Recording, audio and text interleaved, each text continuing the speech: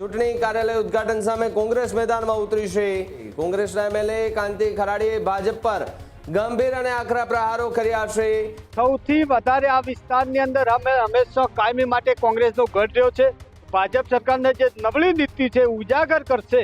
અમે અમારા મુદ્દા લઈને જનતા વચ્ચે જવાના છીએ। જનતાને અમારા પર ભરોસો છે, અમારી જનતા ઉપર અમારો વિશ્વાસ છે। આ બધી જ સીટો અમે જીતવાના છે। લોકો વિશ્વાસથી અમે તાલુકા પંચાયત, જિલ્લા પંચાયત અમે આ વખતે લોકો વચ્ચે જઈને અમે તાલુકા પંચાયત ને જિલ્લા પંચાયત બનાવશું। ત્યારે જ ન્યૂઝરૂમ ગુજરાતની યુટ્યુબ ચેનલને સબસ્ક્રાઇબ કરો અને ઇન્સ્ટાગ્રામ અને ફેસબુક પર ફોલો કરો। અપડેટ રહો, સત્યની સાથે રહો।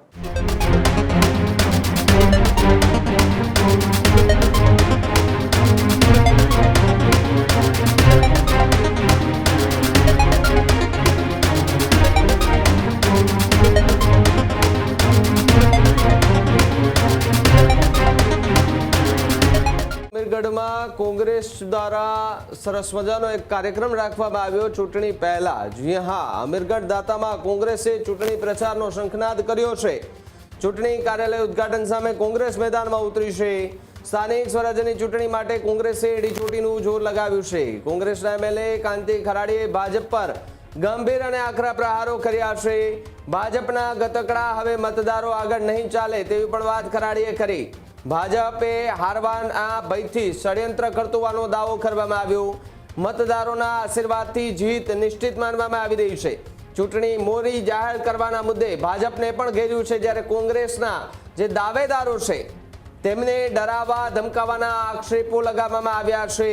અપહરણના કાવા દાવા નિષ્ફળ ગયા હોવાનો દાવો છે, જ્યારે દાતા મત વિસ્તારમાં કોંગ્રેસની મજબૂત પકડવાનો દાવો કાંતિ ખરાડી કરતા જોવા મળી રહ્યા છે। ત્યારે અમીરગઢ દાતામાં કોંગ્રેસે ચૂંટણી પ્રચારનો શંખનાદ કરી દેવામાં આવ્યો છે। ચૂંટણી કાર્યાલય ઉદ્ઘાટન સાથે કોંગ્રેસ મેદાને જોવા મળી રહી છે, ત્યારે સ્થાનિક સ્વરાજ્યની ચૂંટણી માટે કોંગ્રેસે એડીચોટીનું જોર પણ લગાવ્યું છે।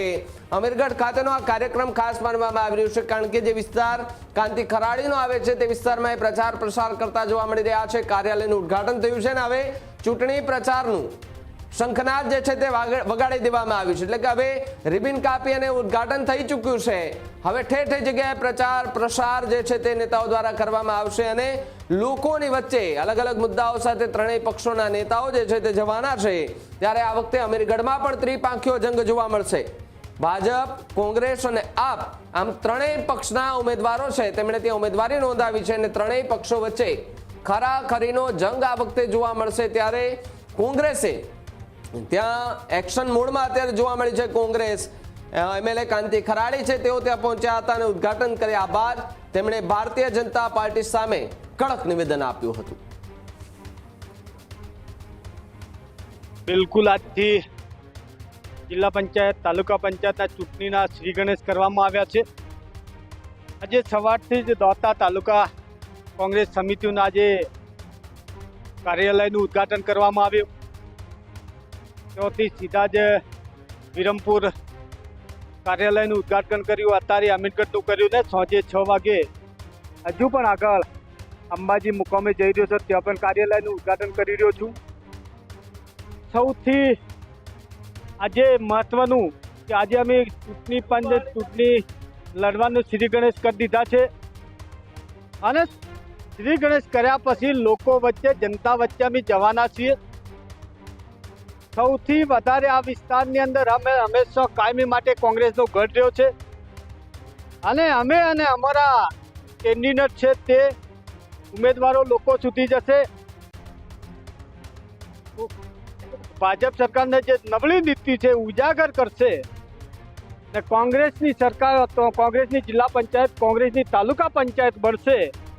એ રીતે અમે અમારા મુદ્દા લઈને જનતા વચ્ચે જવાના છીએ। જનતાને અમારા પર ભરોસો છે, અમારી જનતા ઉપર અમારો વિશ્વાસ છે। આ વિસ્તારની બધી જ સીટો, જિલ્લા પંચાયત હોય, તાલુકા પંચાયત હોય, 18 તાલુકા પંચાયત હોય, 2 જિલ્લા પંચાયત હોય, દોતાની 20 તાલુકા પંચાયત હોય અને 4 જિલ્લા પંચાયત હોય, અમીરગઢ તાલુકાની 20 જિલ્લા તાલુકા પંચાયત હોય અને 2-4 જિલ્લા પંચાયતની હોય આ બધી જ સીટો અમે જીતવાના છે. લોકો વિશ્વાસથી અમે તાલુકા પંચાયત, જિલ્લા પંચાયત અમે આ વખતે લોકો વચ્ચે જઈને અમે તાલુકા પંચાયતને જિલ્લા પંચાયત બનાવશું. હજુ સુધી તમે અમારી ચેનલને સબસ્ક્રાઇબ નથી કરી તો અત્યારે જ ન્યૂઝરૂમ ગુજરાતને સબસ્ક્રાઇબ કરો, ફેસબુક અને ઇન્સ્ટાગ્રામ પર ફોલો કરો.